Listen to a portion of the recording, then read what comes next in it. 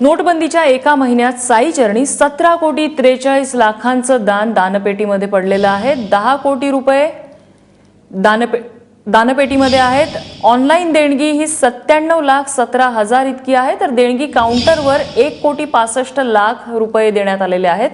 याशिवाय इतरही काही फॉर्म्समध्ये ही देणगी देण्यात आलेली आहे। नितीन ओझा आमचे प्रतिनिधी आपल्याला अधिक माहिती देत आहेत। नितीन, नम्रता, नोटबंदीच्या निर्णयानंतर शिर्डीच्या साई मंदिरात दानाचं प्रमाण कमी होईल अशी शक्यता वर्तवण्यात येत होती। मात्र आता जर आपण पाहिलं तर या एका महिन्यात साईंच्या दरबारात तब्बल 17,43,00,000 दान प्राप्त झालंय। यात जर आपण पाहिलं तर जी हुंडी असते साईबाबांची, त्या दानपेटीत रोज 10 कोटी रुपये मिळून आले, तर ऑनलाईन देणगीच्या स्वरूपातही संस्थांना 97 लाख मिळाले।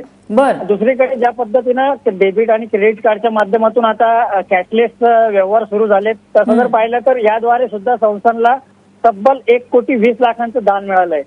याचबरोबर जे व्हीआयपी दर्शनाची सुविधा साई संस्थांमध्ये देण्यात येते, त्या दर्शन पास पोटी तब्बल 1 कोटी रुपये संस्थांना प्राप्त झालेत। नम्रता, एकंदर पाहिलं तर या दानामध्ये 1,000च्या तब्बल 17,374 नोटा मिळाल्या असल्या तरी 500च्याही 39,000 म्हणजे जवळपास 40,000 नोटा साई संस्थांना प्राप्त झाल्या आहेत। आणि जे नवीन चलन गेल्या महिनाभरात 2,000ची नोट जी चलनात आली ती सुद्धा साई संस्थांच्या दानात मिळून आली आहे। त्या तब्बल 5,000 नोटा नम्रता या दानामध्ये मिळून आल्या आहेत।